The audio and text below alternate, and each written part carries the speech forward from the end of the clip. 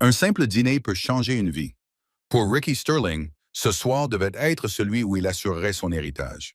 Il avait conclu l'affaire parfaite, réservé une table dans le restaurant le plus chic de la ville et était accompagné de celle qu'il croyait être la femme parfaite. Il était sur le point de décrocher un investissement de plusieurs millions de dollars qui sauverait son entreprise et le propulserait au sommet. Mais dans son ascension vers le sommet, Ricky a commis une erreur fatale et impardonnable. Il a complètement oublié qui était vraiment sa femme. Il pensait qu'elle était au spa. Il était sur le point de découvrir qu'elle était la propriétaire de toute la montagne. Ricky Sterling a vérifié son reflet dans le verre teinté du gratte-ciel, ajustant le nœud de sa cravate en soie, son costume Zegna, sa pec Philippe à son poignet et le parfum de son eau de cologne coûteuse. Tels étaient les atouts d'un homme au bord de la gloire. Du moins, c'était l'image qu'il projetait. La réalité était bien plus précaire. Sa start-up technologique Innovate AI perdait beaucoup d'argent. Le brillant algorithme qui devait révolutionner la logistique s'avérait trop coûteux à mettre en œuvre et ses premiers investisseurs commençaient à s'inquiéter. Il était à quelques semaines, voire quelques jours, de la faillite totale. Ce soir était sa bouée de sauvetage. Un coup de poker désespéré sous la forme d'un investisseur mystérieux et ridiculement riche. « Tu es magnifique, Rick. » Une voix douce ronronna à côté de lui. Il se retourna, un sourire charmant et étudié se dessinant sur son visage. Claire Vance le regardait, les yeux écarquillés, avec un mélange d'adoration et d'ambition qu'il trouvait enivrant. Elle avait 26 ans, était associée junior en marketing dans son entreprise, avait des traits fins et une soif de gravir les échelons qui égalait la sienne. Elle était également sa maîtresse. « Pas aussi incroyable que toi, Claire, » dit-il en posant sa main dans le creux de son dos. Elle portait une robe cramoisie à la fois élégante et audacieuse, une pièce remarquable qu'il lui avait achetée spécialement pour cette occasion. « Ce soir, nous sommes un couple puissant. » Le sourire de Claire s'élargit. « Parle-moi encore de cet investisseur. Tu es tellement secret. » « Parce qu'ils sont secrets, » expliqua Ricky en la guidant vers la vallée. « C'est une société de capital investissement, Reed Vanguard Holdings. Ce sont des gens fortunés depuis longtemps, mais ils ont fait des investissements agressifs dans le domaine technologique. La personne que nous allons rencontrer est le décideur final, celui qui signe les chèques. Il s'appelle Evie Reed. Pas de prénom, juste des initiales. De la vieille école, puissant. Mes sources disent qu'il est impitoyable, mais juste. S'il aime notre présentation, on est bon. Bon pour 10 millions de dollars. Les yeux de Claire brillaient presque. « Et tu es sûr que c'est un homme? » Ricky rit. Un son grave et condescendant. « Crois-moi, dans le monde de la finance, ceux qui ont ce genre de pouvoir, ceux qui se cachent derrière des initiales, ce sont toujours des hommes. Probablement un titan de l'industrie âgé de 70 ans, qui s'appelle Edward ou Eugene. » Il ouvrit la portière de sa Mercedes noire, dont le moteur vrombissait.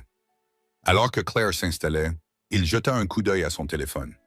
Un seul SMS de sa femme, Evelyn, envoyé il y a plusieurs heures. « Passe une semaine productive, chérie. Le spa est divin. Juste ce dont j'avais besoin. »« Je t'aime, » répondit-il rapidement. « Tu me manques déjà. Détends-toi et profite. Tu le mérites. Je t'aime aussi. » Il ressentit un bref pincement de culpabilité qui l'étouffa rapidement par une vague d'auto-justification.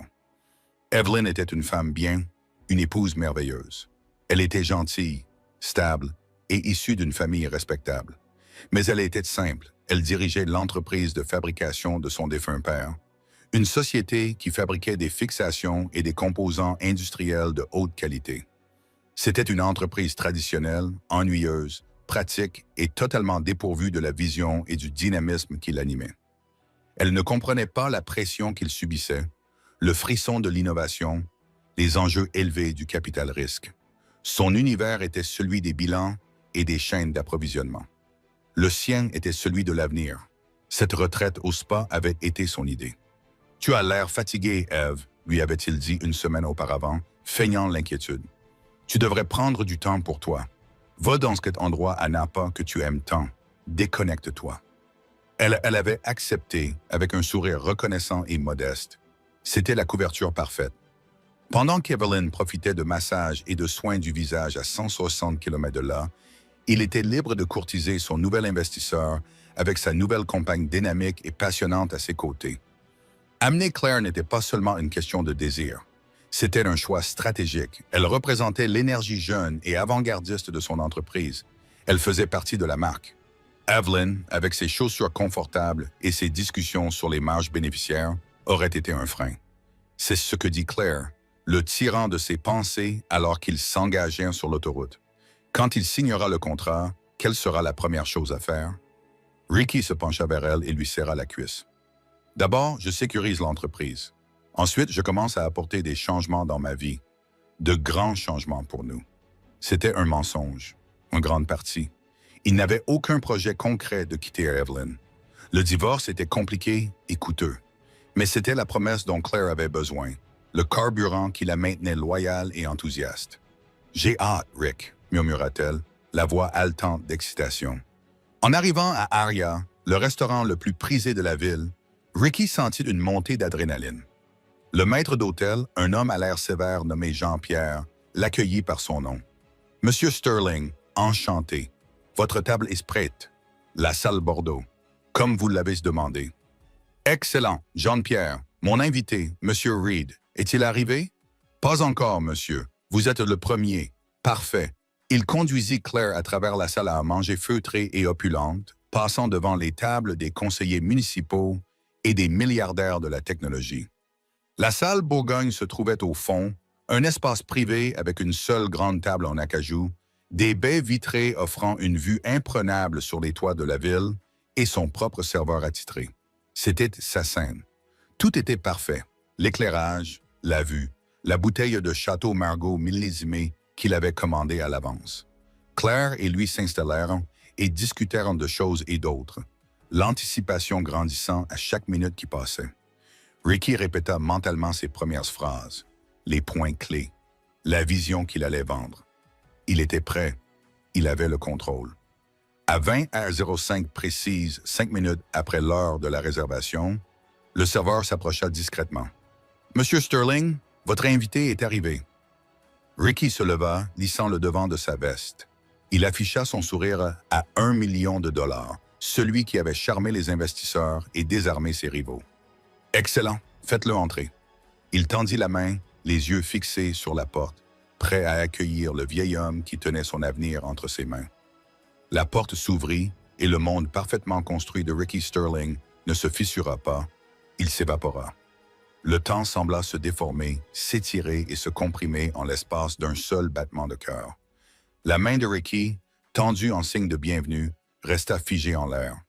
Son sourire à 1 million de dollars vacilla, tremblant au coin avant de s'effondrer complètement en un masque d'incrédulité bouche bée. Son esprit, d'habitude aussi affûté et calculateur qu'une machine, ne tournait qu'autour d'un seul mot absurde. Non, ce n'était pas un titan de l'industrie âgé de 70 ans nommé Edward ou Eugene qui franchissait la porte. C'était sa femme, Evelyn Reed Sterling. Elle s'arrêta sur le seuil, sa présence imposant instantanément toute la pièce. Ce n'était pas l'Evelyn qu'il avait déposée à l'aéroport pour sa retraite spa. La femme qu'il connaissait privilégiait les tailleurs pratiques et élégants, dans des tons sobres de bleu marine et de gris, ses cheveux coiffés en un carré professionnel et raisonnable. Elle était jolie, mais d'une manière discrète et sobre, qu'il avait depuis longtemps commencé à considérer comme acquise. La femme qui se tenait devant lui était une inconnue forgée à partir d'une personne familière. Ses cheveux blonds de miel n'étaient pas coupés au carré. Ils étaient relevés en un chignon sophistiqué, révélant l'élégance de son cou et une paire de boucles d'oreilles en diamant qui scintillaient comme des éclairs de glace. Elle portait une robe de soirée sur mesure en soie émeraude foncée qui épousait sa silhouette d'une manière qu'il n'avait pas vue depuis des années. C'était une robe qui ne reflétait pas une élégance discrète, mais une puissance délibérée et assumée. Son visage, qu'il avait l'habitude de voir avec un maquillage minimal était parfaitement sculpté. Ses lèvres étaient peintes d'un rouge audacieux et confiant, et ses yeux bleus familiers et doux, étaient vifs, concentrés et d'une froideur terrifiante. Elle tenait un porte-document en cuir dans une main, et son regard balayait la scène devant elle avec une évaluation lente et délibérée. Il passa de la bouteille de vin obscènement chère sur la table au visage choqué et confus de Claire dans sa robe cramoisie révélatrice et finit par se poser sur lui. Sur sa main tendue, son expression stupéfaite. Pendant un instant, personne ne parla. Le seul bruit était le tintement lointain des couverts dans la salle à manger principale, à des kilomètres de là. Claire regarda Ricky, puis Evelyn, puis Ricky, à nouveau, le front plissé. Une horreur naissante commença à se glisser dans son expression, alors qu'elle comprenait la situation. Le nom Reed, le nom de Reed, le nom de jeune fille d'Evelyn. Evelyn fit un pas dans la pièce, ses talons claquant doucement sur le parquet ciré. Le son ressemblait au marteau d'un juge. « Ricky », dit-elle, et sa voix fut le plus grand choc de tous. Ce n'était pas le ton chaleureux et familier de sa femme. Elle était vive, froide et dégageait une autorité qu'il ne lui avait jamais entendue auparavant. « Tu sembles surpris de me voir. Ne me laisse pas t'interrompre. Vous attendiez Evie Reed ?» Elle esquissa un petit sourire humble. « Evelyn Victoria Reed. » Je trouve que l'utilisation d'initiales dans la correspondance préliminaire permet d'éviter beaucoup d'idées préconçues. Vous seriez surpris de savoir combien d'hommes pensent qu'un investisseur en capital risque doit nécessairement être un homme, n'est-ce pas? Ricky parvint enfin à baisser la main, son bras lui semblait incroyablement lourd. Il avait la gorge sèche. « Evelyn, qu'est-ce que cela signifie? Que faites-vous ici? Je pensais que vous étiez à Napa. » « Le voyage à Napa a été annulé, » déclara-t-elle d'une voix neutre, sans donner plus d'explications. Elle tourna son regard froid vers Claire, qui semblait vouloir disparaître sous terre. « Et vous êtes ?» Claire lança un regard paniqué à Ricky, qui avait encore du mal à assimiler ce changement radical de réalité. « Je suis Claire Vance, » balbutia-t-elle d'une voix à peine audible. « Je suis directrice de la synergie marketing chez Innovate AI. » Directrice de la synergie marketing? Evelyn répéta lentement le titre, comme si elle goûtait une saveur inconnue et désagréable. Impressionnant titre. Ricky a toujours fait preuve de créativité dans ce domaine. La dernière fois que j'ai consulté la liste des employés de l'entreprise, ce poste était occupé par un homme nommé David Hayes. L'air crépitait de vérité tacite. Claire se recroquevilla sur sa chaise, le visage rougissant d'une teinte qui jurait horriblement avec sa robe. Le regard d'Evelyn se posa à nouveau sur son mari. La froideur de ses yeux se mêlait désormais à une profonde et brûlante déception. « Je crois, Monsieur Sterling, » dit-elle d'une voix basse et mortelle, « que vous et moi avions prévu un dîner d'affaires pour discuter de l'avenir de votre entreprise. Je ne me souviens pas que la présence de Mademoiselle Vance était à l'ordre du jour. Il semble que vous ayez commis une erreur administrative assez importante. » Elle posa son portefeuille sur la table avec un bruit sourd, doux et définitif. Cette réunion porte sur un investissement de 10 millions de dollars. Elle exige un certain niveau de professionnalisme et de discrétion, des qualités qui semblent faire défaut ce soir. Elle regarda Claire droit dans les yeux, non pas avec colère, mais avec un mépris total, comme si elle s'adressait à un enfant turbulent qui s'était égaré dans une salle de réunion. « Mademoiselle Vance, votre présence ici est inappropriée et n'est plus requise. Vous pouvez partir. » Ce n'était pas une demande. C'était un ordre donné avec l'assurance absolue de quelqu'un habitué à être obéi. Le rapport de force dans la pièce avait irrévocablement changé. Ricky Sterling, le roi en devenir dans sa salle privée, n'était plus aux commandes. Il ne l'était plus depuis le moment où elle avait franchi cette porte. Claire, complètement humiliée, chercha à tâtons son sac à main sur la table. Elle regarda Ricky, les yeux suppliants, le priant de dire quelque chose, de la défendre, de mettre fin à ce cauchemar. Mais Ricky resta silencieux. Il était comme une statue, l'esprit en ébullition, alors que les deux mondes distincts qu'il avait soigneusement construits venaient de s'entrechoquer. Sa vie familiale stable avec sa femme simple et sa vie professionnelle passionnante et risquée avec sa maîtresse ambitieuse venaient de s'entrechoquer avec la force d'une supernova. Et dans les décombres, il commençait à comprendre que la femme qu'il avait considérée comme un personnage secondaire était en fait celle qui avait écrit toute la pièce. Claire se leva précipitamment, sa chaise raclant le sol de manière discordante. Le bruit était anormalement fort dans le silence étouffant. Son visage était le reflet de l'humiliation et de la fureur. Elle lança un dernier regard désespéré à Ricky, un appel silencieux pour qu'il intervienne, qu'il affirme l'autorité dont il avait fait preuve avec tant d'assurance quelques instants auparavant. Ricky croisa son regard, mais ses yeux étaient vides. C'était un homme en chute libre, le sol s'étant dérobé sous ses pieds.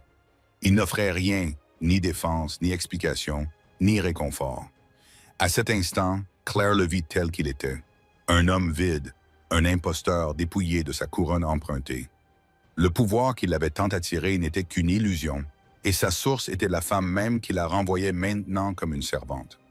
Avec un sanglot étouffé de pure humiliation, Claire se retourna et s'enfuit de la pièce, sa robe cramoisie contrastant avec l'élégance discrète du restaurant alors qu'elle disparaissait. Le serveur, qui se tenait discrètement devant la porte, jeta un coup d'œil avec une curiosité professionnelle avant de refermer doucement la porte, laissant Ricky et Evelyn seuls dans la salle Bordeaux. Le silence qui s'installa était plus lourd que de la pierre. La vue magnifique sur les lumières de la ville semblait se moquer de Ricky, témoignage scintillant d'un monde dont il ne faisait plus partie. Il finit par s'affaler dans son fauteuil, les jambes coupées de toute force. Il fixa sa femme, la voyant vraiment pour la première fois depuis des années, peut-être même pour la première fois de sa vie, les diamants à ses oreilles, la soie de sa robe, l'acier inébranlable de sa colonne vertébrale. Ce n'étaient pas des nouveautés. C'étaient des facettes d'elle-même qu'il avait simplement choisi de ne pas voir, aveuglé par sa propre arrogance. « Comment ?» murmura-t-il finalement. « Comment as-tu lu les avoirs de Vanguard? Comment ?» Evelyn ne s'assit pas. Elle resta debout, dans une position dominante. Elle se dirigea vers la table et se servit calmement un verre d'eau dans le carfe en cristal, ses mouvements fluides et contrôlés. « Mon père était un brillant homme d'affaires, Ricky. Il a bâti Reed Manufacturing à partir de rien. Mais c'était aussi un traditionnaliste. Il croyait aux actifs tangibles, aux machines, à l'immobilier, aux produits physiques. Il ne faisait jamais confiance à la volatilité du marché boursier ou à la nature éthérée du capital-risque. Elle but une gorgée d'eau. « Mais je ne suis pas mon père. » Elle posa le verre. « Quand il est décédé il y a 3 ans et que j'ai pris la relève, j'ai fait exactement ce que vous m'avez toujours conseillé de faire avec condescendance. J'ai modernisé, j'ai rationalisé la production, automatisé là où je le pouvais. Reed Manufacturing est devenu si efficace que ses bénéfices ont triplé en 2 ans. Cela a généré un capital important, un capital qui devait être mis à profit. Elle fit un geste vers la pièce. J'ai donc fondé une société holding, une société privée. Reed Vanguard Holdings, une façon d'honorer le passé, lire et investir dans l'avenir. Vanguard, j'ai engagé les meilleurs experts financiers du pays. Des gens dont vous n'avez entendu parler que dans le Wall Street Journal. Et pendant les 2 dernières années, alors que vous étiez occupés à jouer les visionnaires avec Innovate AI, je construisais tranquillement et méthodiquement un empire. Ricky avait la tête qui tournait. L'entreprise familiale ennuyeuse qu'il avait si souvent méprisée n'était pas seulement stable. C'était une machine à générer de l'argent. La femme qu'il croyait satisfaite de ses feuilles de calcul et de ses rapports d'inventaire opérait à un niveau dont il ne pouvait que rêver. « Pourquoi ne m'as-tu rien dit ?» demanda-t-il, la voix teintée d'un mélange pathétique d'accusation et de douleur. Un rire amer s'échappa des lèvres d'Evelyn. C'était un son aigu et désagréable. « Je vais te dire pourquoi, Ricky, pour que tu puisses m'offrir ton expertise, pour que tu puisses me conseiller sur la façon de gérer mon entreprise, tout comme tu as mené la tienne à la ruine. Pour que tu puisses voir mon succès, non pas comme notre succès, mais comme une nouvelle source de financement pour ta prochaine entreprise vouée à l'échec. Ou peut-être pour que tu te sentes encore plus émasculé que tu ne l'étais déjà et que tu trouves du réconfort dans les bras de filles comme... Comment s'appelait-elle déjà? Claire. Le nom flottait dans l'air entre eux, venimeux et tranchant. « Je sais tout, Ricky, » dit-elle, sa voix retombant à nouveau à ce niveau dangereusement calme. « N'insulte pas mon intelligence en prétendant qu'il s'agit d'une erreur ponctuelle. » Elle fouilla dans son portefeuille et en sortit un mince dossier qu'elle jeta sur la table devant lui. Il glissa sur le bois poli et s'arrêta à côté de son assiette. « Tu es un être d'habitude ?» continua-t-elle d'un ton clinique, comme si elle décrivait un spécimen sous un microscope. « Tu utilises toujours la carte AMX supplémentaire pour tes écarts de conduite. Celle du compte joint dont tu pensais probablement que je ne vérifierais jamais les dépenses, l'Hôtel Verto il y a 2 mois. Vous m'avez dit que vous étiez à une conférence technologique à Chicago, mais la dépense provenait d'un hôtel boutique situé à seulement 16 km de notre maison, un hôtel coûteux. C'était le premier fil et je suis très, très doué pour tirer les fils. Il fixa le dossier n'osant pas l'ouvrir. Il n'en avait pas besoin. Il savait ce qu'il contenait. Des photos, des dates, des heures, le travail méticuleux d'un détective privé. toute l'histoire sordide de sa liaison avec Claire et probablement d'autres qu'il avait négligemment oubliées. Tu es venu me voir enfin, Evie Reed, par désespoir, a poursuivi Evelyn, le disséquant sans pitié et sans ménagement. Ton argumentaire était impressionnant en surface, plein de mots à la mode et de projections optimistes, mais mon équipe et moi avons fait preuve de diligence raisonnable. Nous avons examiné Innovate AI de près, et ce que nous avons trouvé était catastrophique. Vous avez trop dépensé, fait trop de promesses et vous êtes en train d'épuiser vos investisseurs initiaux. Vous êtes au bord de l'insolvabilité. Cet investissement de 10 millions de dollars n'était pas destiné à la croissance. Il servait à colmater les brèches de votre navire en perdition. Elle finit par se lever, contournant la table pour se placer près de la fenêtre, lui tournant le dos tandis qu'elle contemplait la ville scintillante. « Je dois l'admettre, dit-elle d'une voix teintée d'une nouvelle émotion, plus froide. J'ai été tenté de vous laisser échouer, de regarder de loin votre ego et votre incompétence vous mener à votre ruine inévitable. Mais j'ai alors réalisé quelque chose. Mon nom est toujours associé au vôtre. Ma réputation est, dans une certaine mesure, liée à la vôtre, et je ne laisserai pas vos échecs ternir le nom que mon père a bâti. » Elle se retourna pour lui y faire face, et les derniers vestiges de la femme qu'il croyait connaître avaient disparu. À sa place se trouvait une PDG, une stratège, une reine sur un échiquier qu'elle avait elle-même conçu. « Alors non, Ricky, je ne suis pas ici pour investir en toi. Je ne suis pas ici pour te sauver. Je suis ici pour mettre fin à tout cela, à mes conditions. » Ricky fixa le dossier posé sur la table, puis regarda à nouveau Evelyn. Le monde avait basculé sur son axe et il avait du mal à retrouver ses repères. La femme qu'il avait épousée, celle qu'il avait mentalement reléguée à un rôle secondaire dans le grand drame de sa vie, n'était pas seulement l'actrice principale. Elle en était l'auteur, la réalisatrice et la productrice. « Tu as tout planifié, » murmura-t-il, réalisant soudain la vérité. « Tout. La retraite au spa. Le fait de laisser ma candidature arriver en finale. Tu m'as piégé. Ne te flatte pas en appelant ça un piège, Ricky, » rétorqua Evelyn d'une voix tranchante comme du verre. Un piège implique une certaine habileté. Il s'agissait d'un diagnostic. Je devais voir l'étendue de la maladie avant de décider du traitement. Ta demande de financement auprès de Reed Vanguard est arrivée sur mon bureau il y a 3 semaines. Imagine ma surprise. C'était l'occasion idéale d'avoir une vision sans phare de la vérité, tant sur ton entreprise que sur ta personnalité. Elle retourna à la table et finit par s'asseoir en face de lui. La vaste étendue de bois d'acajou poli semblait former un gouffre entre eux. « Parlons de ta personnalité, d'accord ?» dit-elle en croisant les mains devant elle. « Pendant 10 ans, je vous ai soutenu. Lorsque vous avez quitté votre emploi stable chez Oracle pour poursuivre ce rêve, quelles économies avons-nous utilisées comme capital de départ? Les miennes. Lorsque vous avez eu besoin d'un co-signataire pour votre premier prêt commercial parce que la banque vous considérait comme un risque, quel nom et quelle histoire de crédit irréprochable ont été mis en jeu? Les miens. J'ai assisté à d'innombrables événements de réseautage ennuyeux, j'ai souri à tes collègues arrogants et je t'ai écouté parler sans fin de disruption et de synergie jusqu'à en avoir mal aux oreilles. Je l'ai fait parce que j'étais ta femme, parce que je croyais en l'homme que j'avais épousé. Pour la première fois, sa voix tremblait d'une douleur brute et authentique, mais celle-ci fut rapidement réprimée, remplacée par une fureur glaciale. Et comment as-tu récompensé cette loyauté? Tu m'as traité avec condescendance. Tu as traité mon entreprise, celle qui payait notre hypothèque, finançait notre mode de vie et alimentait tes fantasmes, comme un petit passe-temps pittoresque. Tu m'as menti et tu as amené cet enfant à un dîner où tu avais l'intention de mendier de l'argent, pensant pouvoir la présenter comme le symbole de ta marque dynamique.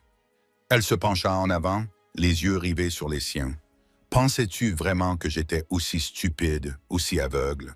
Ou n'as-tu tout simplement pas pensé à moi? Ricky n'avait pas de réponse. La vérité, c'est qu'il n'avait pas du tout pensé à elle. Dans son esprit, elle existait dans une sphère distincte, qui n'avait rien à voir avec ses ambitions ou ses indiscrétions. Elle était la base stable et prévisible sur laquelle il pouvait construire sa vie passionnante et imprévisible. Il n'avait jamais envisagé que cette base puisse avoir sa propre architecture, son propre pouvoir. « Je suis désolé, Evelyn, » marmonna-t-il. « Ces mots lui semblaient creux, inadéquats. Les excuses d'un enfant qui a cassé un vase inestimable. « Désolé », ricana-t-elle. « Ne t'avise pas de dire que tu es désolé. On dit « désolé » quand on heurte accidentellement quelqu'un. Ce n'est pas un mot qui peut englober un tel niveau de trahison. Tu n'es pas désolé de m'avoir trompé. Tu es désolé d'avoir été prise sur le fait de la manière la plus humiliante qui soit. Elle avait raison. L'émotion la plus profonde qu'il ressentait à ce moment-là n'était pas le remords, mais une honte profonde et écœurante. Il était tellement sûr de son propre génie, de sa propre supériorité. Il considérait le monde et tous ceux qui y vivaient comme des pions sur son échiquier personnel. À présent, il regardait de l'autre côté de l'échiquier le véritable maître du jeu, réalisant qu'il n'avait été qu'un pion tout ce temps. « Passons aux choses sérieuses », dit Evelyn, reprenant le ton d'une PDG. Elle ouvrit son propre portefeuille, celui qu'elle avait posé sur la table. « Parce que vos échecs personnels ne sont, franchement, plus ma principale préoccupation. Ils ne sont que le symptôme de la même arrogance qui a paralysé votre entreprise. » Elle fit glisser un document sur la table. Il s'agissait d'une analyse détaillée d'Innovate AI préparée par son équipe chez Reed Vanguard. Elle était brutale. « Votre algorithme de base est intelligent », conséda-t-elle. « Véritablement innovant. C'est le seul véritable atout dont vous disposez, mais tout le reste est un désastre. Votre taux de consommation de trésorerie est catastrophique. Vous avez dépensé près d'1 million de dollars pour l'esthétique et les avantages de vos bureaux. Un distributeur de kombucha, bon sang. Pendant ce temps, vos meilleurs ingénieurs sont débauchés par vos concurrents car vous ne pouvez pas vous permettre de leur offrir les mêmes salaires. Votre stratégie marketing, vraisemblablement dirigée par Mademoiselle Vance, est tout en apparence et sans substance, avec un coût d'acquisition de clients 3 fois supérieur à la moyenne du secteur. Elle tapota du doigt une ligne spécifique, et voici ma partie préférée. Vous avez estimé votre chiffre d'affaires prévisionnel sur 5 ans à 50 millions de dollars. Une affirmation audacieuse, mais vous l'avez fondée sur l'obtention de 3 contrats d'expédition majeurs qui, selon mes sources, ont tous été provisoirement signés avec votre principal concurrent, Loacor, parce que vous n'avez pas réussi à livrer une version bêta fonctionnelle à temps. Chaque mot était un coup de marteau, démantelant systématiquement les derniers vestiges de son aveuglement. Il s'était persuadé qu'il s'agissait d'échecs temporaires, d'obstacles sur le chemin de la gloire. En les entendant exposés de manière si clinique, si impartiale par sa femme, il fut contraint d'affronter la vérité. Il n'était pas un visionnaire au bord du succès. Il était un échec au bord de l'effondrement. « Tu vois, Ricky », conclut Evelyn d'une voix dénuée de toute émotion, « Innovate AI en tant qu'entreprise en activité n'a aucune valeur pour moi. Un investissement de 10 millions de dollars ne suffirait pas à la sauver. Cela ne ferait que retarder l'enterrement. » Ricky sentit un frisson glacial lui parcourir l'échine. « Alors, tu vas simplement t'en aller? » La laisser mourir, les lèvres d'Evelyn se courbèrent à nouveau en un petit sourire effrayant. « Oh non, je ne vais pas m'en aller. Je vous ai dit que j'étais ici pour mettre fin à tout cela, à mes conditions. » Elle fit glisser un autre document sur la table. Celui-ci était plus épais. Il regarda la page de couverture et le sang se retira de son visage. Il était intitulé « Contrat d'achat d'actifs ». « Comme je l'ai dit, » expliqua calmement Evelyn, « votre entreprise est en ruine, mais l'algorithme qui la compose est précieux. Tout comme le brevet que vous avez déposé pour celui-ci. Ce sont des actifs qui m'intéressent. Votre entreprise n'a actuellement pratiquement aucune valeur et elle a plus de 7 millions de dollars de dettes. Vos investisseurs sont prêts à se retirer et un procès pour mauvaise gestion est pratiquement garanti une fois que les contrats logiques seront annoncés. » Elle se cala dans son fauteuil, l'image même du calme et du contrôle mortel. « Je suis prête à vous proposer un accord. Reed Vanguard rachètera les dettes d'Innovate AI. Nous vous en débarrasserons, vous évitant ainsi la faillite personnelle et des années de litige. En échange, vous me céderez l'entreprise, ses brevets et toute sa propriété intellectuelle. En substance, Ricky, je vous propose d'acheter votre échec. » Le document était posé sur la table entre eux, comme une nécrologie de ses rêves. Contrat d'achat d'actifs. Les mots étaient si froids, si corporatifs. Ce n'était pas un sauvetage, c'était une liquidation, une prise de contrôle hostile orchestrée par sa propre femme. « Vous voulez acheter mon entreprise pour le prix de sa dette ?» demanda Ricky d'une voix à peine audible. L'audace de cette proposition était stupéfiante. C'était un coup de prédateur, quelque chose qu'il aurait admiré chez n'importe qui d'autre. Venant d'Evelyn, c'était dévastateur. Vous voulez prendre tout ce que j'ai construit? Construit? Evelyn haussa les sourcils. Soyons honnêtes, Ricky. Tu n'as pas construit une entreprise. Tu as construit une façade très coûteuse et très instable autour d'une bonne idée. Une idée, je tiens à le préciser, que tu n'as pas su mettre en œuvre. Je ne prends pas ce que tu as construit. Je récupère le seul élément de valeur dans l'épave avant que tout ne sombre dans l'océan. Il secoua la tête, un déni désespéré prenant racine. Non, je ne le ferai pas. Je trouverai un autre investisseur. Je trouverai une solution. Evelyn soupira. Un soupir de patience lasse, comme celui d'un enseignant face à un élève particulièrement lent.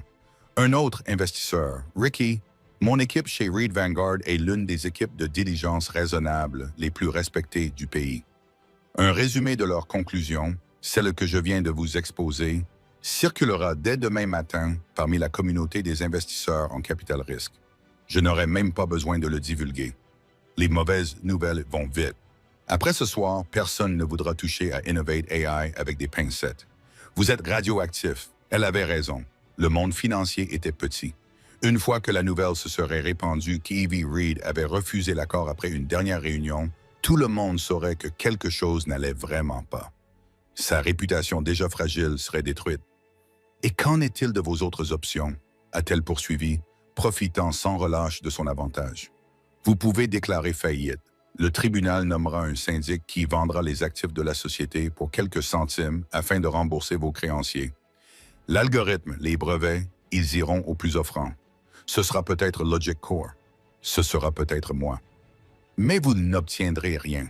En fait, comme vous avez signé des garanties personnelles sur certains de ces prêts, j'ai vérifié. Ils viendront chercher notre maison, la maison que mon père a payée. La mention de la maison était un coup délibéré et percutant. Il sentit ses dernières forces le quitter. Il était acculé, surpassé à chaque tournant. Il était venu à ce dîner en croyant être le joueur, pour découvrir qu'il était le prix à se partager. « Pourquoi fais-tu cela, Evelyn ?» demanda-t-il, la voix brisée. « Est-ce une vengeance pour me punir à cause de Claire ?» Evelyn resta silencieuse pendant un long moment, réfléchissant à la question. Au début, oui, admit-elle, sa voix perdant son ton dur pendant une fraction de seconde, révélant le cœur meurtri qui se cachait derrière. Quand j'ai vu les photos de l'enquêteur pour la première fois, je n'ai ressenti que de la rage. Je voulais te détruire. Je voulais te faire sentir aussi petit et stupide que tu m'as fait me sentir. Elle détourna le regard vers la fenêtre. Mais en fouillant dans tes affaires, en voyant l'étendue de ton incompétence et de ta tromperie, mes sentiments ont changé. Ils sont devenus plus clairs. Il ne s'agit pas de punition, Ricky. Il s'agit de contrôle. Tu m'as retiré le contrôle dans notre mariage. Tu t'es moqué de ma confiance et de mon engagement.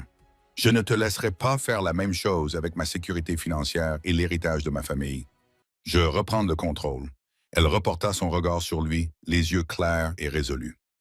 L'algorithme que tu as développé est brillant.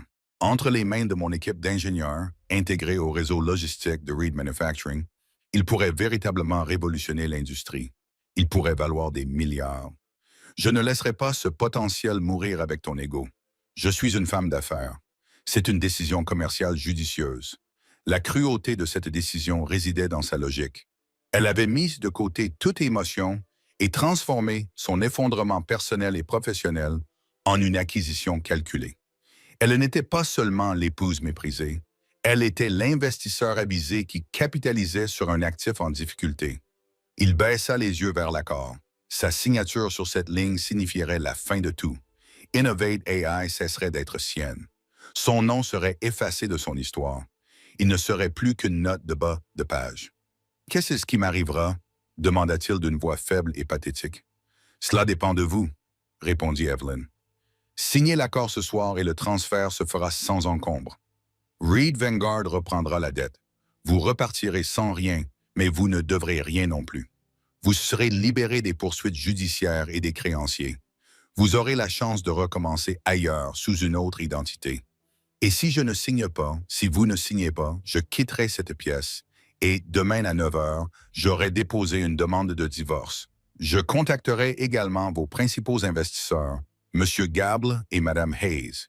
Et par courtoisie professionnelle, je leur communiquerai l'analyse de mon équipe sur la santé financière d'Innovate AI. Leurs avocats vous tomberont dessus avant midi. Votre entreprise sera morte d'ici la fin de la semaine et vous serez enseveli sous les procès pendant les 5 prochaines années. Le choix vous appartient. C'était échec et mat. Un échec et mat parfaitement exécuté, totalement impitoyable. Il n'y avait plus aucun coup à jouer. Il pensa à Claire qui s'enfuyait, humiliée. Il pensa à ses investisseurs dont il avait dilapidé l'argent. Il pensa à ses employés qu'il avait laissés tomber. Et il pensa à Evelyn, cette inconnue assise en face de lui qu'il avait complètement surpassé. D'une main tremblante, Ricky attrapa le stylo posé à côté du contrat. Le Patek Philippe à son poignet lui semblait être un accessoire bon marché.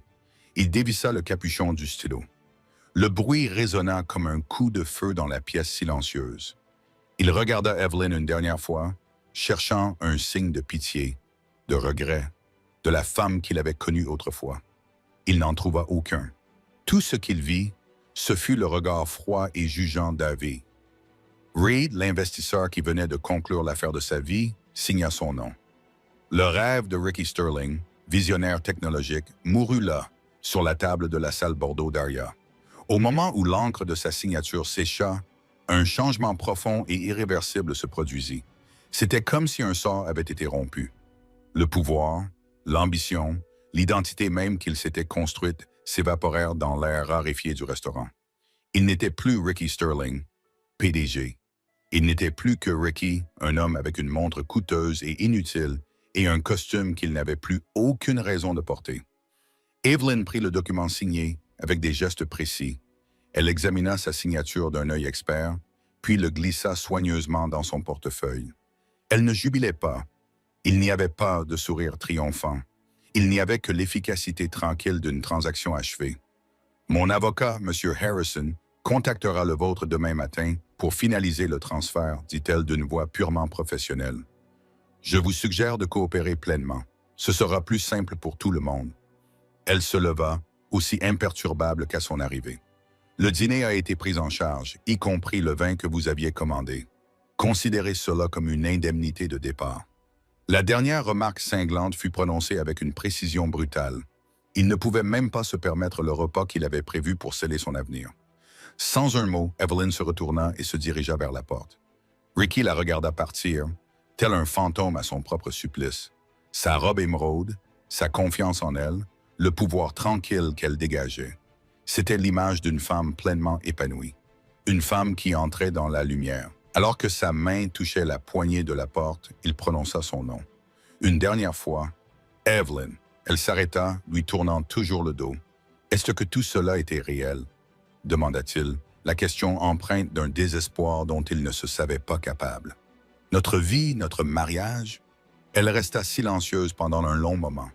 Quand elle répondit enfin, sa voix était plus douce, teintée d'une tristesse lointaine et lasse qui était en quelque sorte plus dévastatrice que sa colère. « J'étais réelle, Ricky, » dit-elle sans se retourner. « Le problème, c'est que je ne pense pas que tu l'aies jamais été. » Et puis elle disparut. La porte se referma derrière elle, l'enfermant dans le tombeau silencieux et opulent qu'il s'était choisi. Il resta assis là longtemps, fixant la chaise vide où elle était assise. Le serveur finit par entrer, un homme silencieux et discret, formé pour être invisible.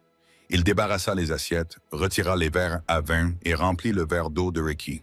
Tout cela sans un mot, comme s'il s'occupait d'une figure de cire dans un musée de l'échec. Finalement, Ricky réussit à se lever. Ses jambes étaient chancelantes. Il sortit de la salle Bordeaux en passant par la salle à manger principale. Il sentait les regards des autres clients posés sur lui, même s'il savait que c'était le fruit de sa paranoïa. Il se voyait tel qu'il devait le voir. Un homme complètement vaincu, le fantôme d'un festin. Dehors, le voiturier lui amena sa Mercedes. La voiture, autrefois symbole de sa réussite, lui semblait désormais être un costume emprunté. En montant à bord, il aperçut un éclair cramoisi du coin de l'œil. Claire se tenait de l'autre côté de la rue, blottie près d'un arrêt de bus, frissonnant dans l'air frais de la nuit. Elle devait attendre une explication, des excuses, qu'il se montre et arrange les choses d'une manière ou d'une autre. Leurs regards se croisèrent par-delà la circulation. Il vit l'accusation, la désillusion, l'espoir pathétique mourir dans son regard. Il n'avait rien à lui offrir. Il était un navire en perdition et elle le savait. Il rompit le contact visuel, mit la voiture en marche et s'éloigna du trottoir, la laissant là. Une autre victime collatérale de l'explosion de sa vie. Il roula sans but à travers la ville. Les lumières scintillantes qui lui avaient autrefois semblé être une promesse lui donnaient maintenant l'impression d'être une accusation. Pendant ce temps, Evelyn se glissa à l'arrière d'une berline noire qui l'attendait à un pâté de maison d'Aria. Un homme calme, aux cheveux gris, vêtu d'un costume, était assis sur le siège passager. « C'est fait, Monsieur Harrison, » dit-elle d'une voix calme. « Et Monsieur Sterling ?» demanda l'avocat. Il s'était montré coopératif, répondit Evelyn en regardant par la fenêtre, tandis que le restaurant s'éloignait derrière eux. Et l'autre affaire, la fille? Le visage d'Evelyn se durcit un instant. Elle est un symptôme, pas la cause. Elle trouvera sa propre voie. Lancez le transfert à 8 heures pile et préparez l'équipe d'ingénieurs chargée de la transition. Je veux qu'ils soient sur place chez Innovate AI à midi. Nous renommons le projet principal Vanguard Logic. Il y a du travail à faire. Elle s'adossa contre le siège en cuir, submergée par une vague de profonde fatigue, suivie d'une détermination calme et inébranlable. La douleur était toujours là, une douleur profonde et lancinante. Mais pour la première fois depuis très longtemps, elle se sentait libre. Elle n'était plus seulement Evelyn Sterling, l'épouse dévouée. Elle était Evelyn Reed, la femme maître de son propre destin. La nuit était terminée. Son avenir ne faisait que commencer. 6 mois plus tard, le soleil printanier inondait les fenêtres panoramiques d'un bureau d'angle au 40e étage. La vue était encore plus belle que celle de la chambre Bordeaux à Aria. Le bureau était minimaliste et moderne, avec des lignes épurées, des œuvres d'art contemporain et un grand bureau en bois recyclé et en acier. Sur le bureau, une petite plaque élégante indiquait « Evelyn Reed, PDG, Vanguard Technologies ». Evelyn se tenait près de la fenêtre, sirotant une tasse de café, contemplant la ville. Vanguard Technologies était la nouvelle entité qu'elle avait créée après avoir acquis les actifs d'Innovate AI. Elle avait démantelé l'ancienne entreprise, licencié les flagonneurs et les cadres surpayés et promu les ingénieurs talentueux mais négligés. Intégré à la structure logistique de Reed Manufacturing, l'algorithme, désormais connu sous le nom de Vanguard Logic, était en plein essor. Il venait de conclure un accord historique avec le plus grand conglomérat maritime d'Amérique du Nord. L'accord même que Ricky n'avait pas réussi à décrocher. Il s'agissait d'un contrat de plusieurs centaines de millions, et ce n'était que le début. Elle était différente désormais. La transformation qui avait commencé cette nuit-là chez Aria s'était consolidée. Il y avait une confiance inébranlable dans son attitude, une clarté dans son regard. La force tranquille qu'elle avait toujours possédée était désormais visible aux yeux de tous. Elle dirigeait son empire avec précision, équité et une perspicacité qui étaient devenues légendaires dans les secteurs de la technologie et de la finance. Elle était Evie Reed en personne et en réputation. On frappa à sa porte. C'était David Hayes, l'homme que Claire avait remplacé. Evelyn l'avait non seulement réembauché, mais aussi promu au poste de directeur des opérations. La réunion du conseil d'administration commence dans 5 minutes, Evelyn, dit-il avec un sourire respectueux.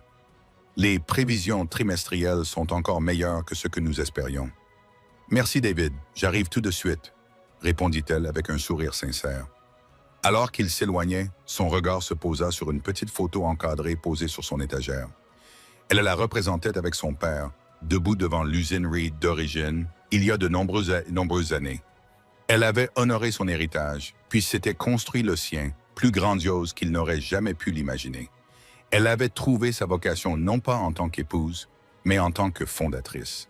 À des kilomètres de là, dans une banlieue tentaculaire et anonyme, le soleil de midi tapait sur l'asphalte d'un concessionnaire automobile. Un homme vêtu d'un polo légèrement trop serré, orné d'un logo automobile brodé, s'approcha d'un jeune couple qui regardait les minivans. « Vous cherchez quelque chose de sûr et de fiable pour votre famille ?» demanda-t-il d'une voix tendue, feignant l'enthousiasme. C'était Ricky. La Patek Philippa avait disparu, remplacée par une montre numérique bon marché. Les costumes Zagna avaient été remplacés par des clés de voiture fournies par l'entreprise. Après la chute d'Innovate AI, il était devenu un paria. Son nom était toxique dans le monde de la technologie. Ses amis avaient disparu. Sans argent et sans perspective d'avenir, il avait été contraint d'accepter un emploi à la commission dans la concession automobile de son cousin. Il passait ses journées à réciter des scripts sur la consommation de carburant et l'espace du coffre, et ses nuits dans un petit appartement loué qui sentait le café rassis. Il voyait parfois des articles sur Vanguard Technologies et sa brillante et énigmatique PDG, Evelyn Reed. Il les lisait avec une douleur creuse dans la poitrine, un mélange d'envie, de regret et d'une étrange fierté lointaine. Il avait vu son génie à la toute fin. Il n'avait simplement pas été assez courageux pour le reconnaître quand cela comptait. Il n'avait plus jamais entendu parler de Claire Vance. Une rapide recherche en ligne lui avait révélé qu'elle avait déménagé dans un autre État et accepté un poste de marketing subalterne. Elle aussi avait été écartée de l'histoire.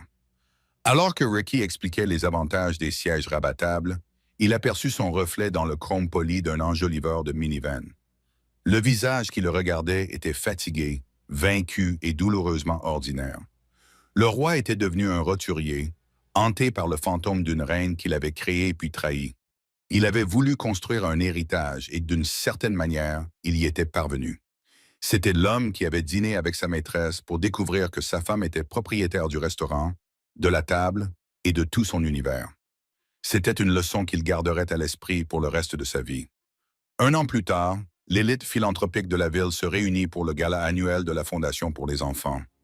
L'événement se déroula dans la salle de bal cristalline du Grand Astoria Hotel, une caverne au lustre étincelant où résonnait le doux tintement des flûtes à champagne.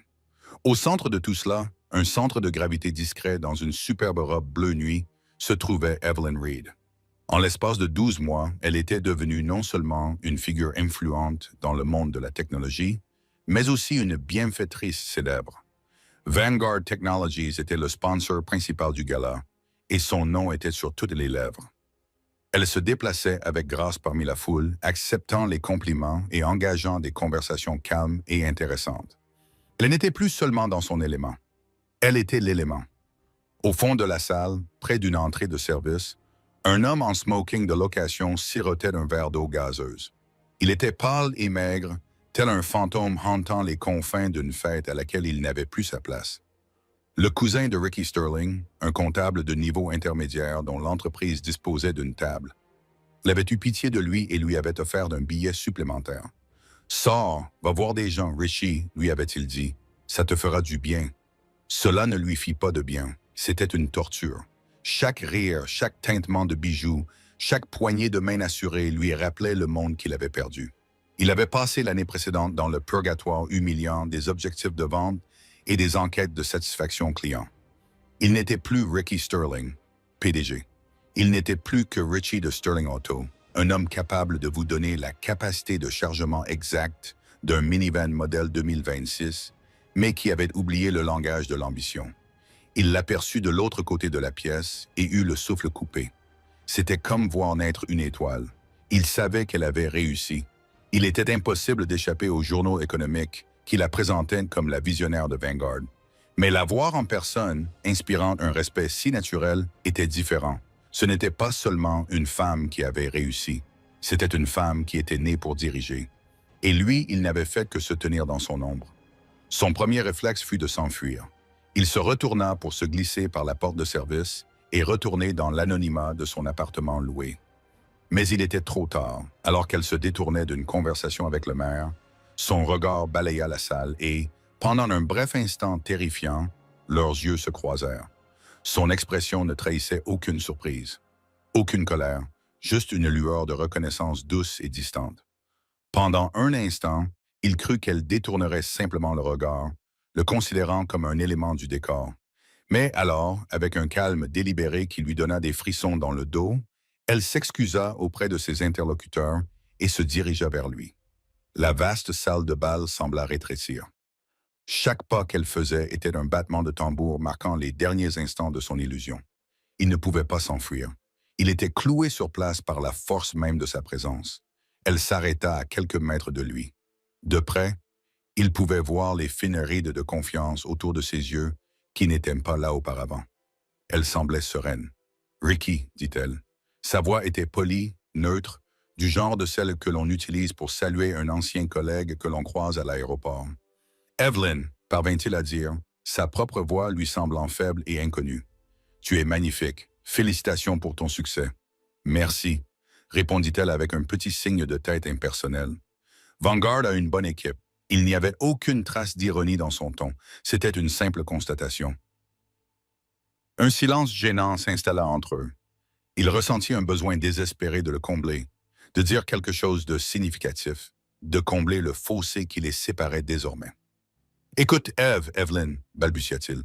Je sais que c'est un an trop tard et que cela ne signifie plus rien maintenant, mais je suis vraiment désolé pour tout ce que je t'ai fait, pour tout ce que je nous ai fait. J'étais un idiot arrogant et aveugle. Elle écouta patiemment, l'expression impassible. Lorsqu'il eut terminé, elle se contenta de le regarder, son regard plus analytique qu'émotionnel. Oui, dit-elle, tu l'étais. Ce simple aveu sans phare était plus blessant que n'importe quelle insulte. C'était un diagnostic prononcé bien après que le sort du patient ait été scellé. Je voulais juste que tu le saches, conclut-il mollement, les épaules affaissées en signe de défaite. Elle le regarda encore longuement, puis elle fit quelque chose qu'il n'aurait jamais imaginé. Un petit sourire sincère effleura ses lèvres. Il n'était ni chaleureux, ni froid. Il était reconnaissant. « Tu sais, Ricky, dit-elle d'une voix calme, d'une manière étrange, je devrais te remercier. » Il la regarda, complètement déconcerté. « Me remercier pourquoi?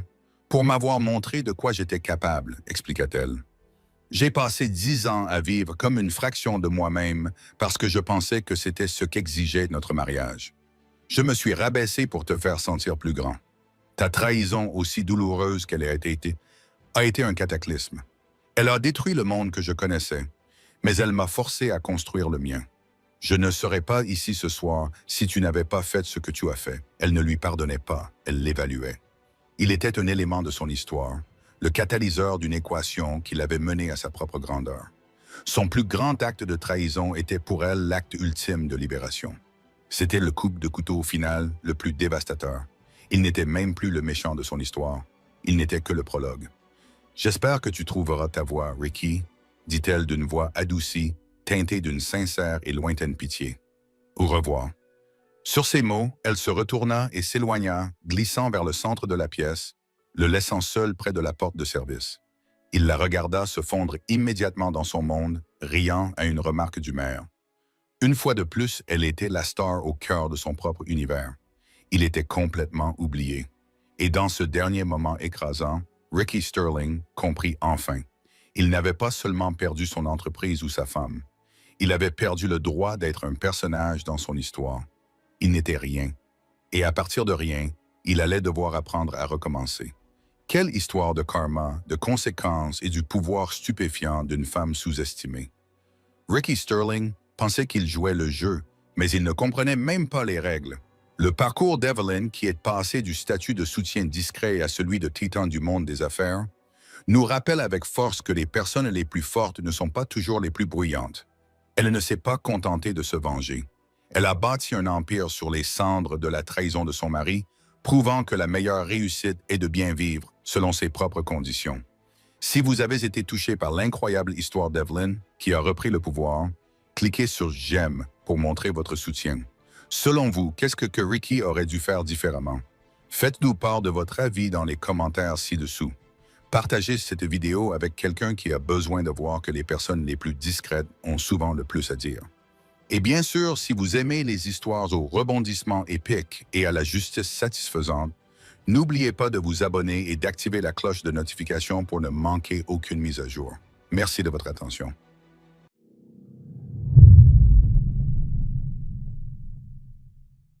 Bien, en fait. Et que moi, tout le long, eh bah, je jouais avec un son pourri. Ça se trouve, je suis juste pas habituée, tu vois ce que je veux dire?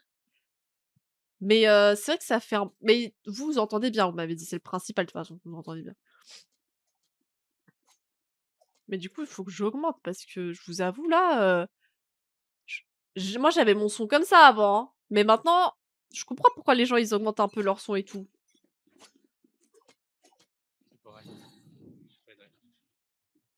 Не подглядывать!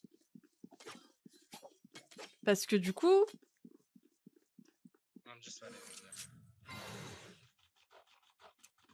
Good job. Out, out, out. I'm loading. Ah, j'en ai pris un. Ah, c'est bizarre. Спайк Si j'enlève установлен. ça, j'ai quelque chose. Остался один игрок. Si je mets en... Non, c'est pas mono, non. Их жизни бессмысленны. Пусть пожертвуют их мне. Hmm. Ah non, le son, il y a un truc. Le son, il y a un truc, hein.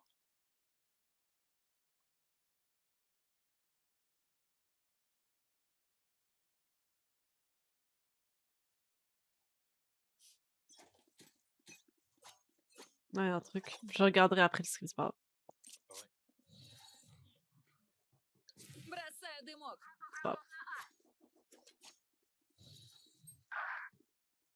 Бросаю дымок. Inside.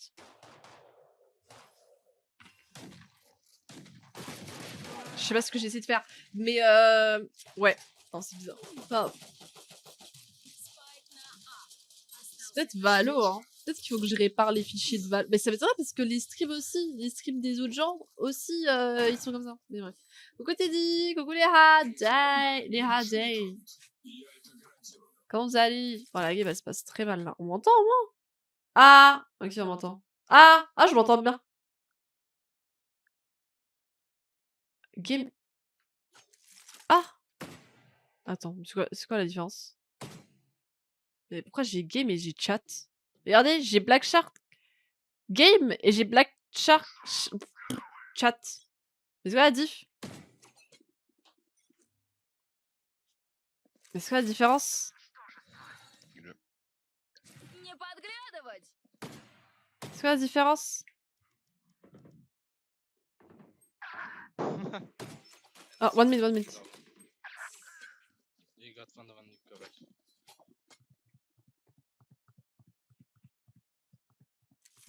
One hundred 20 feet. Вспышка. Бросаю дымок. Спайк установлен. Как вам такое?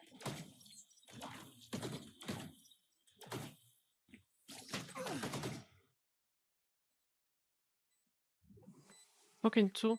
Остался один враг. Пока не могу. Бросаю дымок. Watch out, Link. Oh, on m'a sauvé la vie. Ouais, ça va, ça va. Je vois aucune diff. C'est quoi 7.1? Mais j'ai plein de trucs en fait. Пусть склонятся пред нужна пушка. Mais j'ai plein de trucs. Du coup, je mets quoi? C'est quoi sur ensemble? I don't know who was holding me from elbow, but thank you. Спасибо.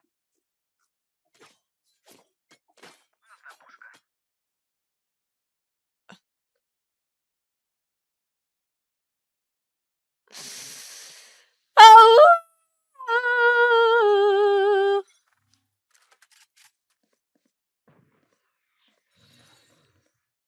Не подглядывать. Wesh, pourquoi le Allez. chat est... Waouh! Pourquoi le chat il est bizarre? Mais... Le chat, je l'entends trop bizarre maintenant, what the fuck? Не подглядывать. Ослеплю. Как вам такое? Yes.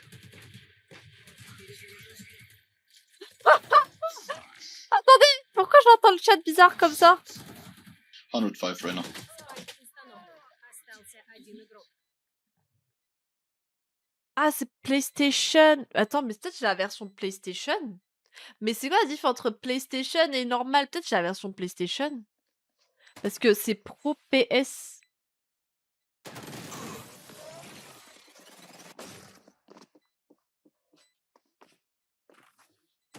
Мой Attends, город faut que je нуждается. retrouve la boîte. Я не могу отлучаться. Eh, mais est-ce que quelqu'un peut faire une recherche sur internet, si vous n'avez pas la flemme, et me dire c'est quoi la différence entre un casque dit pour PlayStation et un casque dit pour PC? Est-ce que c'est le même casque, juste il y a un câble qui change, puisque je connais pas les câbles PlayStation, ou alors c'est tout le casque? Ah oui? Ou alors c'est tout le casque qui change? Est-ce que quelqu'un peut m'expliquer, genre? Wait, B. Peut-être j'ai pris un truc en mode pour PlayStation. Ouais, mais vous avez vu? Бросаю дымок. Il y a un truc chelou, vous avez vu? Je sais pas pourquoi c'est comme ça. Бросаю дымок. Вы порезвились? Теперь я.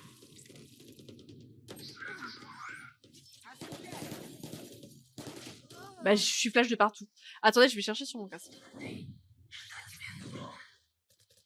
Остался один враг. Как жаль. Ничем не лучше других. У вас же нет кнопки перезапуска. Так что останьтесь в живых, пожалуйста. Well, let me play this round.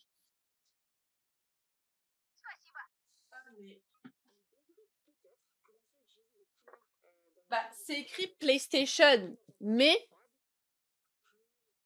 c'est écrit PlayStation, PC, mais c'est PlayStation là. Est-ce que c'est normal? Любимый момент. Bah ouais, si tu joues pas sur PC, tu peux pas m'aider en fait. Ouais. Mais pourquoi est-ce que sur Не подглядывать. le site Razer, tu dois choisir si tu prends celui de PlayStation ou celui de PC? Pourquoi c'est séparé? Genre, c'est qu'il y a une diff? Could be leaving.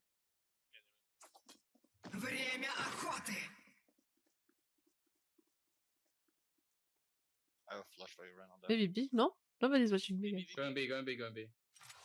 Ah, mais j'entends pas le chat. One shot. Fake, Je- fake, wait. Ah, mais en fait, il y avait le chat depuis tout à l'heure.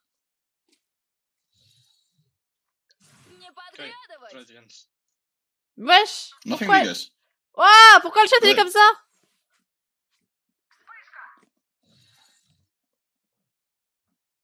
Бросаю дымок. No sé. Lisa. Bah, c'est pas moi, j'ai juste dit que je voulais un casque. C'est pas moi qui me l'a envoyé. Mais c'est écrit. 30 секунд. I can ult. Спайк установлен. Остался один игрок.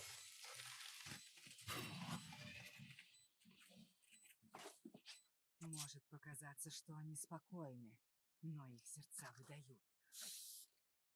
I think Bashir is. Vous avez vu? On dirait. Mais non, non, non! Non, non! Non, c'est pas le son du fake! C'est le son du jeu, il est comme ça! Si je mets chat. Sachant que j'entends pas le chat quand c'est comme ça. Attendez, du coup, je peux même pas me focus. J'aurais dû lancer une normal game avant de lancer une ranked, je suis con. Fade, okay. Бросаю дымок.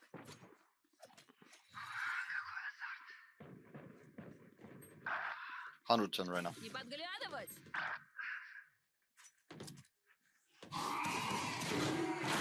Mais putain! À l'aide!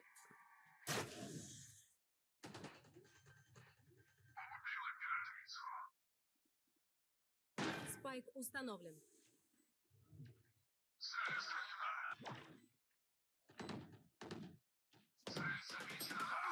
Both sides. Остался один враг. Ультимейт Good job. готов. Ah, c'est- Bah, c'est... Attendez. Parce que sur le site de Razer, tu peux choisir... Tu peux choisir si tu prends PC ou Только attends. это нам и нужно.